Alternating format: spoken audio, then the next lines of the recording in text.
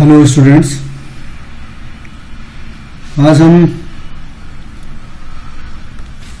अशोका या मौर्य एम्पायर के बाद भारत में कौन कौन से नई डायनेस्टीज आई थी, कौन कौन से नए साम्राज्य आए थे, उसके बारे में डिस्कस करेंगे। लास्ट क्लास में हम लोग मौर्य एम्पायर के बारे में पढ़ा था कि चंद्रगुप्त मौर्य ने मौर्य साम्राज्य की स्थापना की थी 322 बीसी में। उसके बाद चंद्रगुप्त के बाद उनका पुत्र बिंदुसार आया था। बिंदुसार के बाद अशोक आए थे। अशोक के बाद और कई रूलर हुए थे और उसमें से लास्ट जो मौर्य रूलर था वो था बृहद्रथ। बृहद्रथ था लास्ट रूलर मौर्य का। ये बृहद्रथ था लास्ट रूलर मौर्य का। उसको जो है उसके मंत्री ने जो है, जिसका नाम पुष्यमित शुंग था, उसने जो है बृहद्रथ की हत्या कर दी और उसकी जगह पे उसने शुंग डायनेस्टी जो है, शुंग साम्राज्य की स्थापना की। तो लास्ट रूलर आपको याद रखना है कि चंद्रगुप्त मौर्य जो था उसने मौर्य साम्राज्य की स्थापना की थी और उसका लास्ट रूलर था बृहद्रथ था। कभी कभी क्वेश्चन में पूछ सकता है कि who was the last ruler of Maurya dynasty, या who is the first ruler of the Maurya, या who is establish the Maurya dynasty. इस तरह के भी क्वेश्चन आते हैं, तो इसलिए इसको जान के रखना है। पुष्यमित शुंग ने जो है मौर्य साम्राज्य की स्थापना की। उसके बाद पुष्यमित शुंग ने जो है शुंग डायनेस्टी की स्थापना की। अब इसके आगे हम डिस्कस करते हैं कि क्या है शुंग डायनेस्टी और फिर उसके बाद और क्या क्या हुआ था, ये इसके बारे में हम आज पढ़ेंगे। देखिए, ये थोड़ा सा हम एक बार फिर से मौर्य साम्राज्य का मैप देख लेते हैं, क्योंकि उसके बाद हमको थोड़ा कंपैरिजन की जरूरत पड़ेगी। तो जो मौर्य साम्राज्य था ये इतना बड़ा फैला हुआ था। देखिए, आपका ये प्रेजेंट डे जो इंडिया है, प्रेजेंट डे इंडिया यहाँ से है, ठीक है। आपका प्रेजेंट डे इंडस वैली है, तो इस तरह का जो है, जो ये है प्रेजेंट डे इंडिया का मैप, ठीक है। ये इस तरह का जो प्रेजेंट डे इंडिया है आज का, कुछ इस तरह का है, ठीक है, कुछ इस तरह का प्रेजेंट डे इंडिया है। तो ये पोर्शन नहीं था मौर्य साम्राज्य में, प्रेजेंट डे इंडिया में। ये आपका काफी देखिए ये वगैरह यहाँ पे ये सारा चीज इंडिया का ये प्रेजेंट क्षेत्र है। तो ये नेपाल वाला इलाका भी यहाँ पे आता था। ये तिब्बत वाला इलाका है चाइना का, ठीक है, तिब्बत है ये इलाका। ये आपका अरब सागर है, ठीक है, ये अरब सागर है आपका। ये जो है आपका बे ऑफ बंगाल है।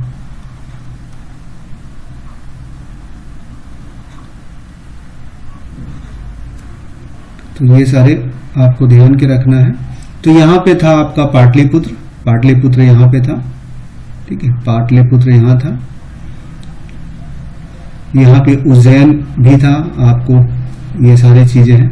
ये तक्षशिला का भी हम लोगों ने डिस्कस किया है, कई जगह आए थे। तो ये कुछ इंपॉर्टेंट थी। यह मथुरा था, आगे देखेंगे। तो थोड़ा मैप में जान के रखिएगा कि क्या है, क्या कंडीशन थी, ठीक है। तो मौर्य साम्राज्य इतना फैला हुआ था। ये देखिए यहाँ पे, ये पूरा आप ये समझ सकते हैं कि मौर्य साम्राज्य की ये सीमाएं जो है, ये आपका पाकिस्तान, ये पाकिस्तान का इलाका है। ये वाला जो इलाका पाकिस्तान का है, फिर ये ऑक्यूपाइड का, फिर ये यहाँ से ये ईरान लग जाता है, ठीक है। यहाँ पे ये अफगानिस्तान का इलाका है, ठीक है।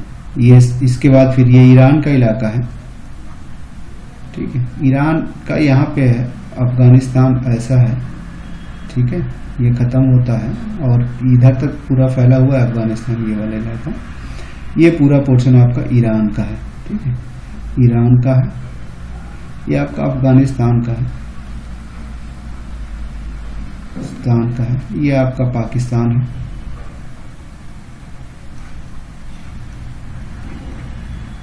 ये पूरा आपका इलाका ये पाकिस्तान का आता है। Present day. तो कहने का मतलब इंडिया यहां तक फैला था। ये आपका पूरा आसाम वगैरह है, आसाम वगैरह, ठीक है, आसाम वगैरह का इलाका है। तो ये पूरा आपका साउथ इंडिया है, ठीक है। ये आपका कर्नाटका है, ये आंध्र प्रदेश है, ये पूरा तमिलनाडु है, ठीक है, और ये पूरा आपका केरला वाला इलाका है। तो ये सारी चीजें, तो कहने का मतलब ये पोर्शन इसके पास नहीं था, ये पोर्शन इनके पास नहीं था, और इसके पास यहाँ वाला ये पोर्शन नहीं था। लेकिन ये मौर्य एम्पायर इतना फैला था, काफी बड़ा साम्राज्य था। इंडिया आज भी इतना बड़ा नहीं, जबकि हम अफगानिस्तान, ईरान तक जो है इनका साम्राज्य था मौर्य एम्पायर। ये हम दिखाने की कोशिश कर रहे हैं कि चंद्रगुप्त मौर्य साम्राज्य कितना बड़ा था। One of the biggest empire ever in India, या कह सकते हैं मौर्य साम्राज्य से बड़ा साम्राज्य किसी का नहीं था पूरे भारत में आज तक। इवन मुगल भी इतने शक्तिशाली थे, उन लोगों ने भी इतना बड़ा साम्राज्य स्थापित नहीं कर पाए थे। तो मौर्य साम्राज्य सबसे बड़ा था, उसके बाद साम्राज्य सभी छोटे ही थे। मौर्य से बड़ा साम्राज्य इंडिया में और किसी कोई स्टैब्लिश नहीं कर पाया था। तो इससे आप समझ सकते हैं कि what is the importance of Maurya empire in Indian history. तो आप इस बात से समझ सकते हैं कि मौर्य एम्पायर का जो है हमारे भारत के इतिहास पे कितना इंपॉर्टेंट रखता है। One of the greatest empire, जितना आज तक किसी ने भी नहीं, इतनी बड़े जमीन पे और कोई भी एम्पायर स्टैब्लिश नहीं हो पाया था। इसलिए मैं इस मैप के द्वारा जो है हम आपको समझाना कोशिश कर रहे हैं कि what is the exact extent of the Maurya empire. तो मौर्य एम्पायर के बाद हमने लास्ट में ही डिस्कस किया कि सुंग डायनेस्टी का उदय हुआ, जिसके सुंग डायनेस्टी आया, ठीक है। पोस्ट मौर्य के बाद लगभग हम 100 साल की ये बात कर रहे हैं। 100 क्या, लगभग 500 साल, 300 लगभग 200 ये प्लस 300, लगभग हम 500 ईयर के जो है इतिहास के बारे में हम यहां डिस्कस कर रहे हैं। पोस्ट मौर्य की बात 500 साल के इतिहास के बारे में हम डिस्कस करेंगे, 500 ईयर, क्योंकि 500 साल के बाद एक फिर से ग्रेट एम्पायर इंडिया में आता है जिसको गुप्ता डायनेस्टी कहते हैं, which are the also one of the greatest empire after Maurya Empire, which have great effect on the Indian history. It is known as the golden period of the Indian history. So that, तो इस Maurya empire के बाद जो 500 सालों का जो हमारे भारत का इतिहास है उसमें क्या क्या हुआ उसको हम डिस्कस करेंगे। ये हमारे 500 साल का जो हमारा इतिहास रहा है, लगभग ये 500 साल का इतिहास रहा, इसको हम ये जनरली दो पार्ट में हम डिस्कस करेंगे। दो पार्ट में डिस्कस करने का मतलब एक पार्ट हमारा जो था, जो इंडियन थे, एक इंडियन डायनेस्टीज आई, ये 3 डायनेस्टीज हमारे इंडियन डायनेस्टी, एक सुंग डायनेस्टी हमारी थी, दूसरा हमारे कर्ण डायनेस्टी थी, फिर नेक्स्ट जो है हमारे सातवाहन डायनेस्टी थी। दीज 3 डायनेस्टी जो है सिग्निफिकेंस है पोस्ट मौर्य एम्पायर के बाद 3। उसके बाद ये 3 के बाद हमारे पास और जो है उसके बाद हमारे पास 4 और डायनेस्टी आती है जो कि विदेशी थी, विदेशी डायनेस्टी थी। वो भी इसी के पीरियड में इंडिया में पैरेलल राज किया इन लोगों ने, पैरेलल ये भी किया था, जिसमें एक आपका इंडो ग्रीक थे, उसके बाद आपके सब डायनेस्टीज थी, इंडो ग्रीक थे ये एक, दूसरा सब डायनेस्टी, तीसरा पल्लव था, चौथा कुषाण डायनेस्टी। तो ये चारों डायनेस्टी, ये और वो 3 डायनेस्टी जो कि पैरेलल चली थी। पैरेलल चलने का मतलब है कि ये लोग भारत के कुछ भाग में राज करते थे, बाकी ये 3 डायनेस्टी भारत के कुछ राज में करती थी। कहने का यह मतलब है कि ये 500 साल के इतिहास में 5 डायनेस्टियों ने अलग अलग एक साथ अलग अलग हिस्सों पे शासन किया। तो पहले मौर्य साम्राज्य के बाद एक तरह से आप कह सकते हैं कि लगभग 5 डायनेस्टी के बारे में हम जो एक ही समय एग्जिस्ट की, कहने का मतलब पूरा मौर्य साम्राज्य 5 भागों में डिवाइड हो गया। उस 5 भागों में अलग अलग जगह पे अलग अलग ने राज किया। तो एक साम्राज्य को 5 बार डिवाइड किया, वो 500 सालों तक चला। तो सबसे पहले हम लोग यहां डिस्कस करते हैं कि सुंग डायनेस्टी थी, ठीक है, जिसका फाउंडर हमने पहले भी डिस्कस कर दिया कि पुष्पमल सिंह थे, और उसके कोर्ट में, पुष्पमल सिंह के कोर्ट में, सुंग डायनेस्टी के कोर्ट में कौन रहते थे? पतंजलि रहते थे। तो सुंग डायनेस्टी में जो है पतंजलि रहा करते थे, या सुंग डायनेस्टी के टाइम ही पतंजलि थे। Patanjali was the contemporary of सुंग डायनेस्टी। तो सुंग डायनेस्टी में जो है, सुंग डायनेस्टी के बाद नेक्स्ट जो डायनेस्टी थे कण्व डायनेस्टी थी। सुंग डायनेस्टी के बाद कण्व डायनेस्टी थी। कण्व डायनेस्टी की जो स्थापना जो है, कण्व डायनेस्टी की स्थापना जो है वासुदेव कर्ण ने किया था। इसकी स्थापना, ये ध्यान रखिएगा कि कर्ण डायनेस्टी को किसने स्टैब्लिश किया था, यही तक क्वेश्चन आता है, उससे ज्यादा इस पे कुछ पूछा नहीं जाता। Who establish the Kanva dynasty. और ये ध्यान रखिएगा, सुंग के बाद कर्ण आई थी, पहले सुंग डायनेस्टी फिर कर्ण डायनेस्टी आई थी। कर्ण डायनेस्टी के बाद जो था वो था Satavahana dynasty. It was founded by Simuka. तो सतवाहन डायनेस्टी को डायनेस्टी को किसने फॉर्म किया था? सिमुक ने, ठीक है, सिमुक ने जो है, इसका फाउंडर सिमुक था, इसका फाउंडर जो है वासुदेव था, इसका फाउंडर वासुदेव था, और इसका जो है आपको पता है पुष्पमित्र था, ये पुष्पमित्र था इसका डायनेस्टी। तो ये 3 डायनेस्टी थी, उसके ये 3 डायनेस्टी थी।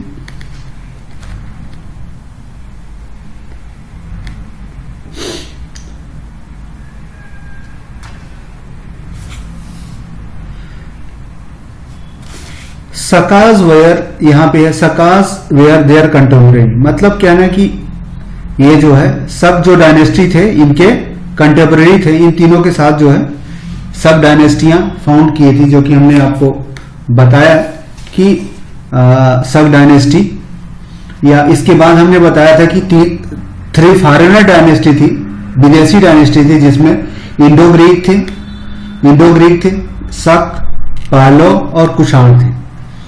तो इस समय कर्ण डायनेस्टी के समय जो है, ठीक है, ये जो फॉरेन डायनेस्टी भी थी। तो लैंड ग्रांट टू ब्राह्मण वाज स्टार्टेड बाय सतवाहन। तो सतवाहन जो थे उन्होंने ब्राह्मणों को भूदान देना शुरू किया था। भूदान देने की परंपरा यही शुरू हुई थी, इसलिए नुकसान आगे चल के नुकसान हुए, ये भूदान की परंपरा के काफी नुकसान हुए थे। इसलिए इस बात का यहां जिक्र किया गया कि सत्यवाहन डायनेस्टियों ने जो है ब्राह्मणों को जो है भूदान देने की परंपरा शुरू कर दी थी। यह भी है कि एक नागार्जुन कोंडा एक स्तूप है जो अमरावती में है, अमरावती का आंध्र प्रदेश में है। इस समय जो नए आंध्र प्रदेश की जो राजधानी भी अमरावती को बनाया जाता था, नागार्जुन कोंडा स्तूप को जो है सतवाहनों ने बनाया था।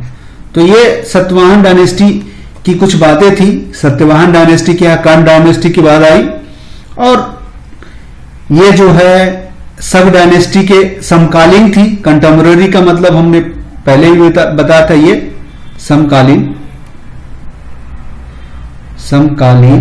ठीक है, ये समकालीन थी। तो 3 डायनेस्टियां हमने डिस्कस की, पोस्टमार्टम सुंग डायनेस्टी, स्थापना पुष्पमल सिंह, कण्व डायनेस्टी वासुदेव कर्ण, सतवाहन डायनेस्टी सिमुक। और सतवाहन डायनेस्टी के समय जो है सब डायनेस्टी इन लोगों के समकालीन थी। अभी हम मैप में देखेंगे कि ये डायनेस्टियां कहां कहां थी। और सतवाहन डायनेस्टियों में जो है ज्यादा चीजें हमने उधर बताया कि पतंजलि सुंग डायनेस्टी के समय थे, ये ध्यान रखिएगा। पतंजलि फेमस कैरेक्टर है इंडियन हिस्ट्री में, इसलिए यहां पे उनका जिक्र किया गया है। फिर सतवाहनों में हम 3 बातें बताई, एक ब्राह्मणों को दान दिया, तीसरा नागार्जुन कोंडा एक स्तूप है अमरावती में वो बनाया था, और तीसरी बात शक जो है इनके समकालीन थे। ये तीनों पोस्ट मॉड में ये तीनों चीजें हुई थी। ये 500 सालों में हुआ था। यहां देखिए मैप में आप देख लीजिए, हम जो डिस्कस करने वाले हैं मैप के थ्रू, आप मैप में देखिए ये ग्रीक बैक्टीरिया किंगडम है। इसमें बताया गया है कि ये इंडो ग्रीक किंगडम, देखिए हम मौर्य साम्राज्य का जो शुरुआत में दिखाए थे, मौर्य साम्राज्य का विस्तार हमने यहां तक दिखाया था। ये पूरा इलाका यहां तक हमने दिखाया था। यहां तक जो हमने दिखाया था मौर्य साम्राज्य का फैलाव, यहां तक हमने मौर्य साम्राज्य का फैलाव देखा था। ये लगभग पूरा इलाका दिखाया था। ये पूरा इलाका हमने दिखाया था। ये हमने छोड़ा था क्योंकि आज कश्मीर का जो ये इलाका है, ठीक है, प्रेजेंट इंडिया का जो है ये इलाका जो है, ये जो है ये इलाका जो है, हम आज इंडिया का जो हमारा इलाका है, ये भारत का जो है कुछ इस तरह का इलाका, भारत का कुछ इस तरह का मैप बन के आता है। तो ये वाला क्षेत्र था। तो हमने मौर्य में दिखाया था कि ये वाला पूरा इलाका जो है मौर्य में था। मौर्य साम्राज्य यहां बटा था। तो मौर्य साम्राज्य के बाद देखिए इसमें पांच लोगों ने जो है, 5 लोगों ने अलग अलग जगह समय पे राज किया। तो ये जो पूरा इलाका था, ये पूरा यहां पाटलिपुत्र था। तो यहीं पर जो है सुंग डायनेस्टी हुई थी। सुंग डायनेस्टी यहां पे हुई थी। उसके बाद आपका जो सतवाहन डायनेस्टी का ये इलाका था, ठीक है, ये सतवाहन डायनेस्टी यहां दिखा रहा है। ये सतवाहन डायनेस्टी ने यहां साम्राज्य किया था, सुंग ने यहां किया था। और इस सुंग के बाद ही जो है यहीं पे आपके जो है कर्ण, सुंग के बाद कर्ण आए थे। कर्ण के बाद जो है सतवाहन भी आए थे, लेकिन धीरे धीरे इनका क्षेत्र सीमित होता गया। कहने का ये मतलब पहले मौर्य एम्पायर इतना बड़ा था, लेकिन इस एम्पायरों को अलग अलग जगह पे बढ़ गए। तो इस छोटे से भाग पे ये पूरा ये वाला इलाका था, यहाँ पे ये 3 एम्पायरों ने एक के बाद एक, यहाँ पे देखिए अमरावती है, आंध्र प्रदेश के पास है अमरावती। तो ये प्रतिष्ठान एक जगह है, यहाँ पे ये भी फेमस है। तो ये कहने का मतलब पूरा ये एम्पायर जो है एक छोटे से भाग में, इतना इलाका इंडियन के अंडर में रह गया। इंडियन थे, लेकिन इस पूरे इलाकों में जो है, ये पूरा इलाकों में यहां पे आके ये सारे आ गए थे। ये जो 3 थे, इंडो ग्रीक, हमने बताया कि इंडो ग्रीक किंगडम ये था। तो इंडो ग्रीक किंगडम ये हो गया था। यहां पे इंडो ग्रीक किंगडम में शक, पल्लव और कुषाणों ने शासन किया था, ठीक है। कुषाण जो है मथुरा तक आ गए थे। यहाँ पे मथुरा, ये जो हमने पहले डिस्कस किया था मथुरा के बारे में, आप देखिए मथुरा के बारे में हमने यहाँ दिखाया था। ये यहाँ पे मथुरा दिखाया था। तो यहाँ पे कुषाण था, मथुरा था, ठीक है। तो ये सारी जगह पे जो है, ये सब जगह पे, इन सब जगहों पे जो है इन सब जगहों पे, यहाँ पे इसमें देखिए ज्यादा क्लियर दिख रहा है। तो ये जो पाटलिपुत्र, ये वाला इलाका जो था, ये इतना सीमित रह गया था। इस पूरे इलाकों पे विदेशियों ने आक्रमण, कब्जा कर लिया था। इंडो ग्रीक जो शासक थे, उन लोगों ने शासन अपना लिया था। इंडो ग्रीक क्या थे? ग्रीक एक जगह है वर्ल्ड मैप में, ग्रीक यूरोप में है। अगर ये छोटा सा मैप है, यहाँ पे अगर हम डिस्कस करें तो हम वर्ल्ड मैप नेक्स्ट क्लास में हम वर्ल्ड मैप में देखेंगे, दिखाएंगे कि कहाँ पे ग्रीक है, कहाँ से जो है वो लोग इंडिया में आए। इसके बारे में आगे मैप में लेंगे, दिखा देंगे आप लोगों को क्या है, सारी चीजें हैं। तो इंडो ग्रीक जो थे, यहाँ यूरोप, ग्रीक जो है यूरोप में है। ग्रीक एक जगह है, ग्रीक इटली के पास ग्रीक जगह है। वर्ल्ड मैप में आप देखेंगे वहां ग्रीक से, तो वहां से लोग होते हुए लोग आए थे। अलेक्जेंड्रिया भी वहीं पे आपको पड़ेगा। तो ये सारे लोग जो है यहाँ पे आके यहाँ पे शासन शुरू किए। देखिए ये मथुरा वाला इलाका है।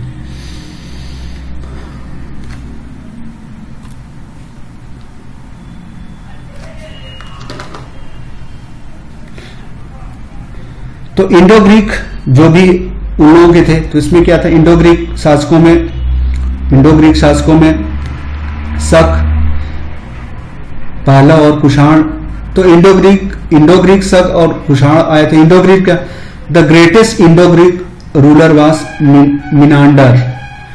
इंडो ग्रीक जो इंडिया और ग्रीक से मिले हुए, इंडिया और ग्रीक से मिलके जो लोग आए थे, इंडिया और ग्रीक में शासन करते थे, उनमें सबसे ग्रेटेस्ट रूलर था मिनांडर था। He was the Buddha follower. तो मिनांडर कौन था? इंडो ग्रीक था, वह बुद्ध को फॉलो करता था। He was the Buddha follower. इसमें क्या है और इंडो ग्रीक के बारे में जानकारी क्या? नागसेन ए बुद्ध भिक्षु कंपोस्ट मिलिंद पाहो, एक बौद्ध भिक्षु था जिसका नाम नागसेन था, काफी फेमस है। उसकी किताब थी मिलिंद पाहो। कभी कभी क्वेश्चन में who wrote the Milind Paho, ठीक है, उसको ध्यान रखिएगा, वो नाग से था। Who was the Nagsen? He is a Buddha bhikshu. Which was in question answer between Nagsen and Menander. तो ये मिलिंद पाहो किताब में था क्या, ये बताया जा रहा है कि जो नागसेन ने किताब लिखी थी, उस किताब में क्या था कि नागसेन और मिनांडर कौन था? इंडो ग्रीक रूलर था, ग्रेट रूलर था। उसमें नागसेन और मिनांडर के बारे में प्रश्न उत्तर हुआ था। नागसेन क्वेश्चन पूछता था, सॉरी मिनांडर क्वेश्चन पूछता था और नागसेन उसका जवाब देता था। तो इन क्वेश्चन आंसरों का जो भी था उसी को मिलिंद पाहो में कंपोज किया था, उसी को संग्रहित किया गया था। ठीक है। There was the first to They were the first to issue coins in India, also first to depict writing on coin। तो इंडो ग्रीक में ने और क्या किया था? जो इंडो ग्रीक थे, जो इंडो ग्रीक रूलर थे, उसमें सबसे ग्रेटर था मिनांडर और वह बुद्ध फॉलोअर हो गया था। नागसेन और मिनांडर के डिस्कशन के बाद, वार्तालाप के बाद, प्रश्न उत्तर के बाद मिनांडर नागसेन से प्रभावित हुआ और उसने बुद्ध धर्म अपना लिया था। इसलिए जो है ये काफी इंपॉर्टेंट था, क्योंकि ये विदेशी रूलर थे, ये भारत में आए और यहीं की सभ्यता को उन्होंने एक्सेप्ट कर लिया और यहीं के हो गए। फिर ये लोग यहां से नहीं गए, भारत में जो भी सभ्यताएं थी उसी को इन्होंने एक्सेप्ट कर लिया, कोई नई सभ्यता लेके यहाँ पे नहीं आए। जबकि इस्लाम आया, बाद में इस्लाम आया, तो उन लोगों ने भारत की सभ्यता ना अपना के बाहर से जो लाई हुई सभ्यताओं को ही जारी रखा। इसी तरह क्रिश्चियन भी आए, उन्होंने अंग्रेज भी आए, तो उन्होंने इंडियन सभ्यता न अपना के अपने ही सभ्यता को जारी रखा। लेकिन इस्लाम से पहले जो भी फॉरेनर आए, चाहे हुए, शक, इंडो ग्रीक हुए, ये सारे आए, तो ये इन्होंने इंडिया में प्रचलित जो धर्म थे उन्हीं को अपनाया, उनकी सभ्यता, उनको कल्चर को अपने में मिलाया और यहीं के हो गए। तो नागसेन और मिनांडर के डिस्कशन के बाद रिजल्ट निकल के आया कि वह भी बुद्ध हो गया। ठीक है। और क्या कह रहा है इंडो ग्रीक के बारे में, और क्या कहा जा रहा है कि Indo Greek was the first, पहले लोग थे जिन्होंने क्वाइन इशू किया। सिक्कों को सबसे पहले जारी करने वाले लोग कौन थे? इंडो ग्रीक थे। ये क्वेश्चन बन सकता है, who are the first who issue coins in India. तो ये कौन थे? इंडो ग्रीक थे। और इसके साथ साथ उनके कॉइनों की खूबी क्या थी? Also first to depict writing on coin. तो वो लोग कौन थे? उन्होंने कॉइन पे सबसे पहले लिखना शुरू किया, लिखना। They are started depicting writing on the coin. ठीक है। तो इंडो ग्रीक के बारे में हम लोगों ने क्या तीन चीजें जानी। एक तो वो उसका ग्रेटेस्ट रूलर मिनांडर था, और मिनांडर के समय एक नागसेन बौद्ध भिक्षु था, उसका नागसेन में डिस्कशन हुआ। डिस्कशन के बाद वह बौद्ध फॉलोअर बन गया, और उस डिस्कशन को जिस किताब में कंपोजिट किया गया, रखा गया, ये लिखा गया, उसका नाम था Milind Paho. Milind Paho is a book in which discussion of या question answer of the between Nagsen and Milind are expressed or written। और तीसरी बात क्या थी? इन लोगों ने पहले ऐसे शासक थे जिन्होंने सिक्के जारी किए, और इन सिक्कों पे इन्होंने लेख लिखवाना शुरू किया, उस पर कुछ अक्षर लिखवाने लगे। और दूसरा आपका इसमें विदेशी वर्ड्स में दूसरा आपका कौन सा आ गया? शक। हमने बकाया शक जो है सतवाहन के समकालीन थे, तो इनको सीथियन भी बोला जाता है। शक आल्सो नोन एज सीथियन, इनको सीथियन भी बोला था। तो विक्रमादित्य राजा थे, विक्रमादित्य उन्होंने शक को हराया था 85 बीसी में आने, और ये इसी ओकेजन पे जो इन्होंने शक संवत की शुरुआत की थी। ठीक है, तो विक्रमादित्य कोई राजा थे 85 बीसी में, ठीक है, कोई 85 बीसी में एक राजा थे, उन्होंने शकों को हराया था, उन्होंने विक्रम इरा शुरू किया था। ठीक है, ये ध्यान की रखिएगा कि विक्रम ने जो है शकों को हराया था और विक्रम इरा शुरू किया था। शक के बाद इनके जो है थर्ड लोग जो है कौन थे? प्रतिहार थे, पार्थियन या पहलव इनको बोलते हैं, पहलव भी बोलते थे, पहलव जो है पहलव भी इनको कहा जाता था। प्रतिहार, तो ये तीसरे थे, पहलव थे तीसरे। इनके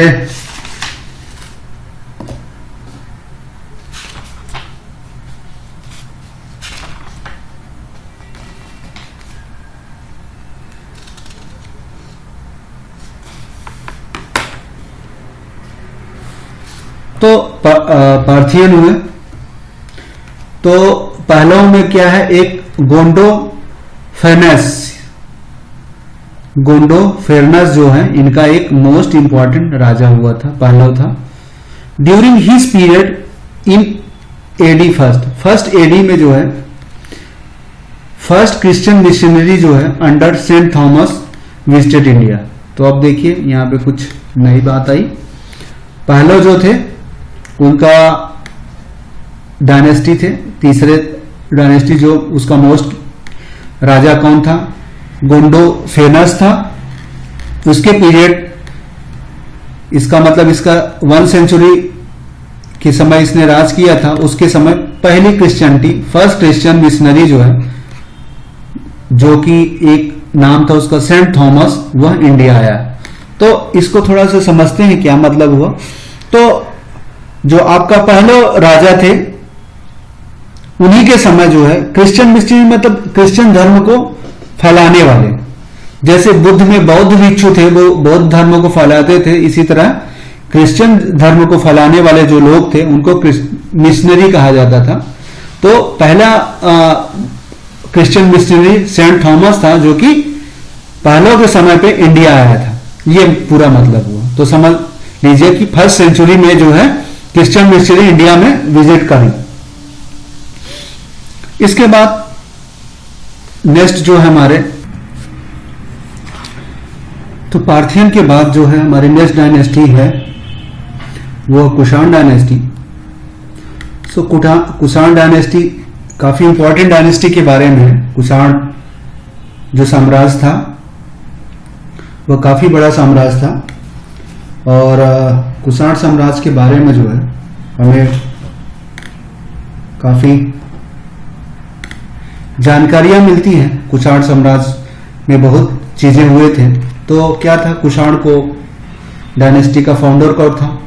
कुजुल कैडेफिसेस, इसका फाउंडर कौन था? कुजुल था, कुजुल कैडेफिसेस, इसका फाउंडर कुजुल कैडेफिसेस था। इट बिलोंग्स टू याची ट्राइब, कोई याची ट्राइब थी,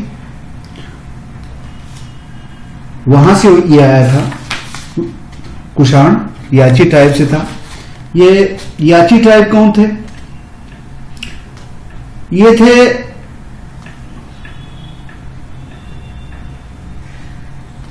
याची ट्राइब जो थे ये सेंट्रल एशिया के लोग थे, सेंट्रल एशिया के लोग थे। सेंट्रल एशिया आप कह सकते हैं, सेंट्रल एशिया साम्राज्य जो हमारा है, अगर हम उस पुराने मैप में जाते हैं तो इधर का जो एरिया है, ये वाला जो एरिया है, जो यहां नहीं है, इस तरह यहां पे जो ये एरिया पड़ता है, ये एरिया आपका सेंट्रल एशिया में आता है। ठीक है, सेंट्रल एशिया वाला है, सेंट्रल एशिया का ये इलाका है। तो ये लोग यहाँ के रहने वाले थे। जैसे इंडो ग्रीक कहाँ के थे? यूरोप से आए हुए थे, लेकिन ये लोग जो है कुषाण लोग यहां से हुए आए थे, सेंट्रल एशिया से आए थे, ये डिफरेंट है। तो यहां पे हमने यही बताया कि जैसे इस वाले पोर्शन में 3 डायनेस्टी, एक के बाद एक डायनेस्टियों ने शासन किया, इस वाले पोर्शन में 3 डायनेस्टियों ने एक के बाद एक शासन किया। इसी तरह इस पोर्शन पे जो है, इस पूरे पोर्शन पे 4 डायनेस्टियों ने शासन किया एक के बाद। इंडो ग्रीक आए, शक आए, प्रतिहार आए, पहलव आए, उसके बाद नेक्स्ट जो हमारे कुषाण आए। तो ये जो 3 डायनेस्टियां थी, इंडो ग्रीक किंगडम कहा गया, ये तीनों डायनेस्टी इंडो ग्रीक किंगडम से आई थी। और ये दूसरी डायनेस्टी थी कुषाण जो है, ये यहां से आई थी। कुषाण जो है इधर से आए थे और ये लोग इधर से आए थे, ठीक है, ये वाला इलाके से ये लोग आए थे। तो ये दोनों में डिफरेंस है, इन दोनों में। तो आपका जो कुषाण डायनेस्टी, ये इसके ग्रेटेस्ट जो इसका रूलर था वो था कनिष्क था, इसका कनिष्क था। इसी में चौथी बुद्धिस्ट समिट हुई थी। ग्रेटेस्ट कुषाण रूलर था, he is Buddha, he started the शक इरा। शक संवत जो है हमारे भारत सरकार का जो है, जो गणना की जाती है वो शक से ही की जाती है, ठीक है। शक संवत जो हमारे भारत सरकार का ऑफिशियल डेट है वो शक संवत से की जाती है। उसकी शुरुआत जो है कुषाण ने की थी, वो कब हुई थी? 78 एडी, 78 एडी, बीसी नहीं, एडी में की थी। तो ये भी कौन था? यह भी बुद्ध के मानने वाला था, बुद्ध फॉलोअर था। He started the Shakira. इसके समय कौन कौन से राजा थे? अश्वघोष, एक अश्वघोष राजा, एक अश्वघोष बुद्धिस्ट स्कॉलर थे। उन्होंने कौन सी किताब लिखी थी? बुद्ध चरित। इन्होंने कौन सी लिखी थी? बुद्ध चरित और सौंदरानंद, 2 किताबें इनकी हैं। सौंदरानंद, ये काफी इंपॉर्टेंट चीजें हम इंपॉर्टेंट पॉइंट डिस्कस करते हैं। हम अपने लेक्चर में मोस्ट इंपॉर्टेंट पॉइंट जो लेक्चर में डिस्कस करते हैं वो सारे पॉइंट इंपॉर्टेंट होते हैं। ये एग्जाम पॉइंट ऑफ व्यू से इंपॉर्टेंट है। जो भी आपके एग्जाम में, कभी भी किसी भी एग्जाम में अगर कुछ इस पोर्शन से, कुषाण डायनेस्टी पोर्शन से अगर कोई क्वेश्चन बनता है तो ये सारे क्वेश्चन यही क्वेश्चन होते हैं, इन्हीं के इर्द गिर्द सारे क्वेश्चन आते हैं। जैसे कुषाण डायनेस्टी का फाउंडर कौन था? कुजू था। इसका ग्रेटेस्ट जो था कनिष्क था। कनिष्क ने शक संवत इरा शुरू की थी, ये बुद्ध फॉलोअर था। इसके समय जो है अश्वघोष थे, बुद्धिस्ट थे, उन्होंने बुद्ध चरित लिखी। तो हु रोट द बुद्ध चरित और सुंदरानंद किसने लिखा? ये क्वेश्चन आ सकता है। इसके साथ साथ अश्वघोष के बाद सुश्रुत थे। सुश्रुत राइटर अश्वघोष के समय थे, सुश्रुत थे। फिर चरक थे, एक फिजिशियन थे, नागार्जुन थे। इनके समय, इनको आइंस्टीन ऑफ द इंडिया कहा जाता है। आइंस्टीन एक जर्मन साइंटिस्ट है जिन्होंने रिलेटिविटी की खोज की थी। तो बाद में अमेरिका चले गए थे। तो नागार्जुन, जिसको भारत का हु क्वेश्चन बचा, who is the Indian Einstein, who is in following known as Indian Einstein, तो वो थे नागार्जुन थे। उसके अलावा एक आस्क वसुमित्र थे। उन्होंने लिखा महारिभस्रथ किताब लिखी, वसुमित्र थे। वो सब इसकी कोर्ट में थे, इसके दरबार में रहा करते थे। कौन कौन से? अश्वघोष रहते थे, सुश्रुत थे, चरक थे, नागार्जुन थे। चरक संहिता जो कि आयुर्वेद पे एक किताब है, एक चिकित्सक थे। और नागार्जुन थे, वसुमित्र थे, ये सारे।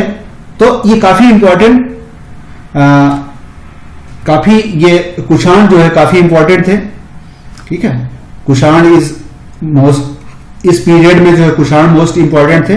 तो उनके में ये सारे चीजें थी, अश्वघोष, सुश्रुत, चरक, नागार्जुन, वसुमित्र, ये सारे लोग इनके दरबार में रहा करते थे।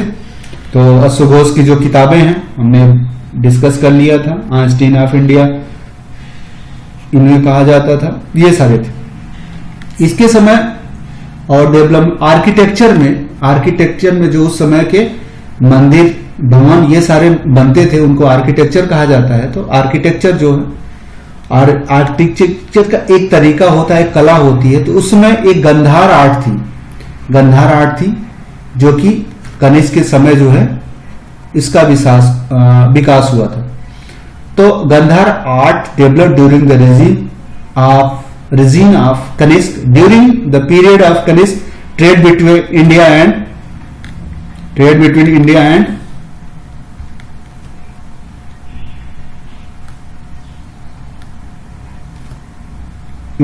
Rome. Trade between India and Rome started through silk route. Silk route के थ्रू जो है ट्रेड रूट होता था। सिल्क रूट अगर मैप में देखेंगे, फिर से जाएंगे तो सिल्क रूट ये यहां से चलता था। ये पूरा इलाका जो था, ये पूरा इलाका जो है सिल्क रूट कहलाता था। चाइना से होते हुए चलता था, ये पूरा इलाका होते हुए ये जाता था, तो ये सिल्क रूट कहलाता था। ठीक है, ये इलाका जो है यहाँ से जो ये इलाका ये जाता था, ये सिल्क रूट कहलाता था। चाइना से ट्रेड होता था। तो ग्रीक रोमन से जो है, रोम इटली में है, वहीं उसी के ऊपर ग्रीक है। तो इटली और इंडिया के बीच में काफी ट्रेड बढ़ा था।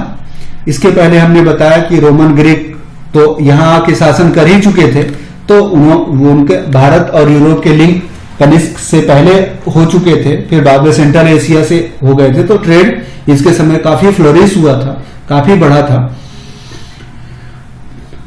फिर क्या है, अरिकमेडू। ऐसा क्यों कहा कि रोमन सेटलमेंट के काफी यहां साक्ष्य मिले? तो अरिकमेडू एक जगह है पांडिचेरी में, वहां रोमन लोगों के रहने के साक्ष्य मिलते हैं कि रोमन लोग जो है यहाँ पांडिचेरी में आके बस गए थे। तो ये पांडिचेरी का जो इलाका था ये यहाँ पे कहीं पे है।